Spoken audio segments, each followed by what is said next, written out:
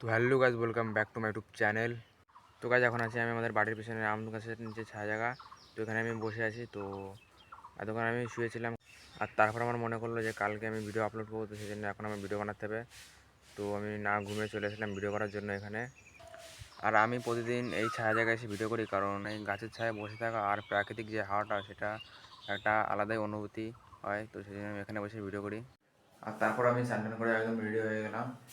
আর যেহেতু আজকে আমাদের প্রাইভেট আছে, তো আমি প্রাইভেটে যাবো। আর এদিকে আমি আমার ব্যাগটা গুছিয়ে নিয়েছি।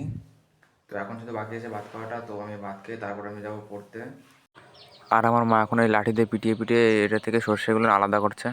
তো গাইজ, ফাইনালি আমার ভাত খাওয়া হয়ে গেছে। আর এখন আমি চলে এসেছি আমার রুমের দিকে। তো গাইজ, আমাদের 3টায় পড়া। তো আর এখন বাজে 2:30। তো এখন আমি যাবো পড়তে। আর বাড়িতে কারেন্ট চলে এসেছে, সেই জন্য আমি বাইরে এসে ভিডিও করছি। আর এখন এদিকে আছে আমার বাবার সাইকেল। তো আমি আমার বাবার সাইকেল নিয়ে যাবো এখন পড়তে। তো আমি আজকের ভিডিওটি এখানে শেষ করছি।